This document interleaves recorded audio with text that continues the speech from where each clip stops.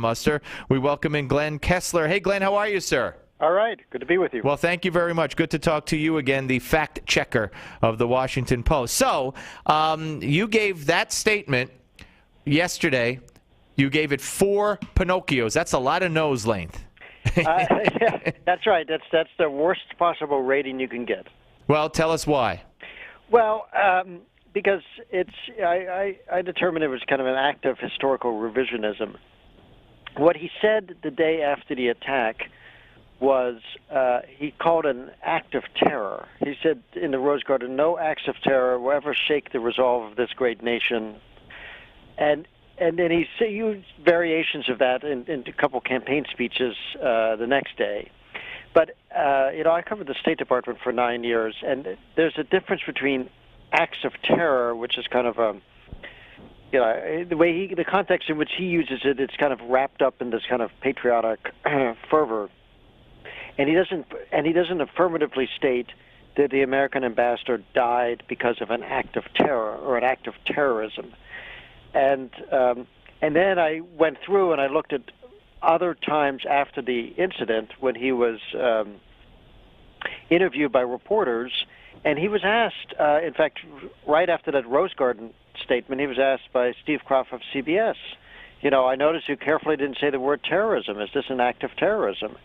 And he said, well, we don't really know how it came about. Right. You actually quoted Kroft as saying, Mr. President, this morning you went out of your way to avoid the use of the word terrorism.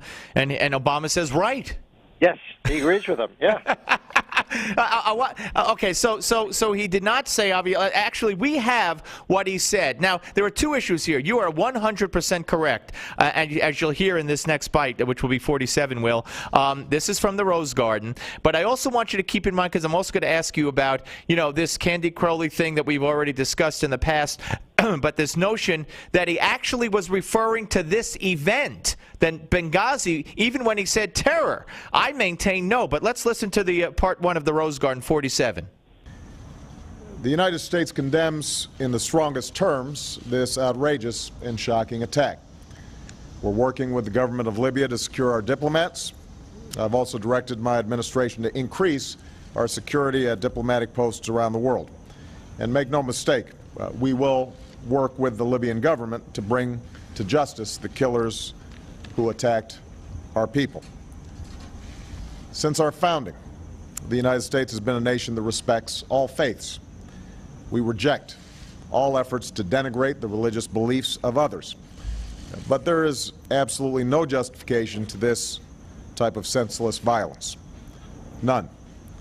All right, so there you go. First, this is at the beginning of the thing, of the presser or the announcement in the Rose Garden with Hillary standing next to him.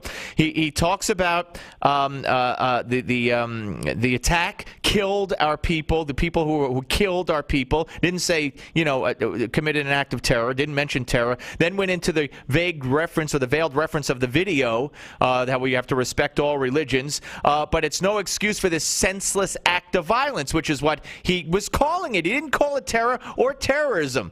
But then before you weigh in, let's get to what he actually did say, and then I'll have you comment on the whole thing. Here's 48. Of course, yesterday was already a painful day for our nation as we marked the solemn memory of the 9/11 attacks.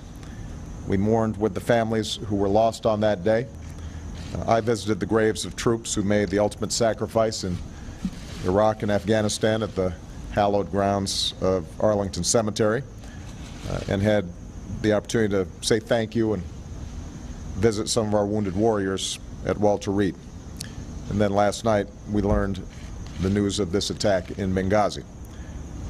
As Americans, let us never, ever forget that our freedom is only sustained because there are people who are willing to fight for it, to stand up for it, and in some cases lay down their lives for it. Our country is only as strong as the character of our people and the service of those, both civilian and military, who represent us around the globe. No acts of terror will ever shake the resolve of this great nation, alter that character, or eclipse the light of the values that we stand for. Okay, so that speaks to what you Pinocchio'd him on today. He said no act of terror, when in fact yesterday he claimed he called it an act of terrorism. But I maintain, Glenn, that You know, he had his opportunity at the beginning. This was the very end. I left out the part in the middle. At the very beginning, he had referenced and never said terror, never said terrorism, nothing.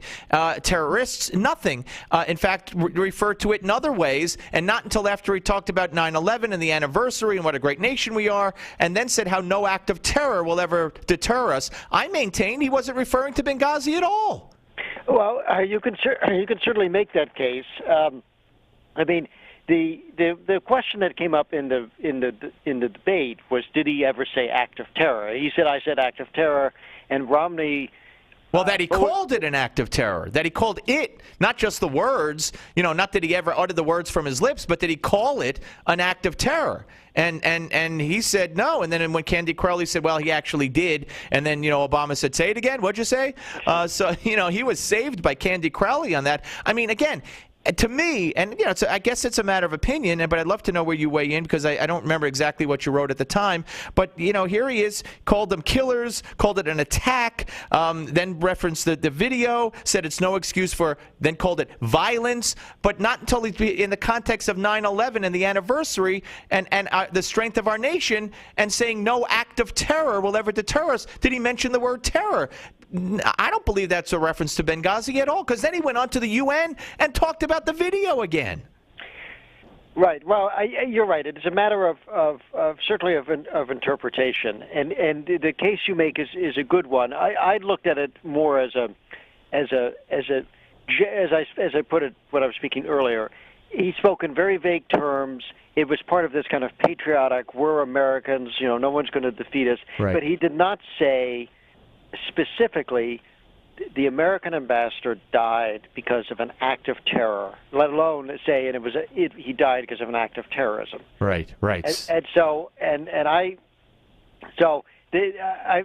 have faulted the White House for kind of reaching back and saying, well, see, he said act of terror when he wasn't really doing so. But you know, you could kind of get away with it in the context of the campaign, because he at least did say those words, but he certainly never said act of terrorism. Which is what he claimed he said yesterday, and that's what you gave him the 4 Pinocchios for. Exactly, and specifically because he was then asked on 3 occasions by reporters, so is this an act of terrorism? And one of the examples, you know, someone said, Hillary Clinton says it's an act of terrorism. What do you think? Right, right. And he says, we're still doing an investigation. And by the way, we're still doing the investigation. But don't you worry, Glenn, because those people will be brought to justice. And don't you worry, we'll get to the bottom of the IRS, which the president just found out about in the news reports on Friday. And we'll get to the bottom of this Justice Department, the AP scandal, because the president just found out about it yesterday on the plane when everybody else heard it. So the president apparently knows nothing about nothing. You might have to get the Pinocchio meter going soon. And by the way, if you like your doctor and you like your health plan, you could keep it. That's another one. And the premiums are coming down. I mean, boy, you got a field day going. Well, I check all the facts, and I am, you know, I am strictly bipartisan. Oh no, I understand that. I understand the Republicans say a few doozies as well. I'm not disputing it, but we are talking about the president. All right, listen, Glenn, thank you very much. I really appreciate your time. You're welcome. Anytime. All right, thank you. Glenn Kessler, ladies and gentlemen, the fact checker for the Washington Post.